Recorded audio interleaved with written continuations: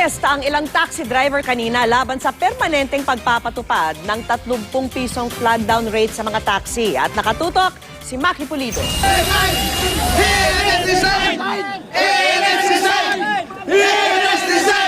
Mula sa magdamagang pasada, dumiretso ang karamihan sa mga walang tulog na taxi driver sa rally sa tapat ng opisina ng LTFRB sa Quezon City. Sa kwenta nila, mahigit 1,000 piso ang bawas sa kita nila kada araw dahil sa permanente ng pagpapatupad ng 10 pisong bawas sa flag down rate. Pero sabi ng LTFRB, may 1 taon nang ipinatutupad ang provisional 10 peso reduction rate. Ginawa lang nilang permanente simula March 19 dahil maraming hindi sumusunod. Kaya ikakalibrate na ang mga taximeter simula sa Abril para mapako ang metro sa 30 pesos flag down rate.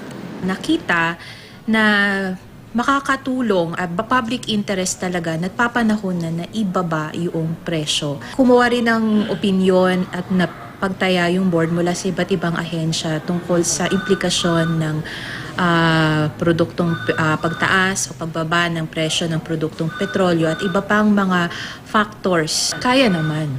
Mataas na po ang gasolina, hindi naman po stable yung pagbaba ng gasolina. Kailan lang 165 tinaas ng gasolina. Naging 35 na po ang gasolina ngayon. Okay lang po yun sa diesel. Kami pong mga gasolina. Kung titingnan, malaki na ang ibinaba ng presyo ng gasolina at diesel mula noong January 2011 kung kailan ipinatupad ang 40 pesos na flag down rate. Nung panahon na yon, sa Metro Manila, naglalaro sa 38 pesos ang kada litro ng diesel habang nasa 49 pesos ang kada litro ng gasolina. Nang ipatupad ang provisional reduction sa flag down rate noong March 2015, nasa 30 pesos na lang kada litro ang diesel at nasa 43 pesos kada litro ang gasolina. Ngayong Marso, sa pagpapatupad ng permanenteng 30 pesos na flag down rate, mas mababa pang lalo ang presyo. Nasa 23 pesos na lang ang diesel habang mahigit 38 pesos ang gasolina. Gayunpaman, emosyonal pa rin ang mga nagraling taxi driver. Halos wala na raw matitira para sa pamilya nila matapos ibawas ang boundary na aabot ng 1,800 pesos at panggas na 1,000 pesos. Kasi ako nangungupahan po ako.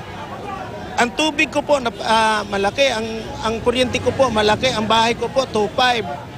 Kung umano po ako ng nasa 4,000 po mahigit, buwan-buwan. Ngayon, pag nangyari po sa akin, napakalaki po talaga, sakit sa ulo yung babayaran. May mga 3 estudyante pa po ako. Ganito rin ang hinaing ng mga taxi drivers sa Cebu City.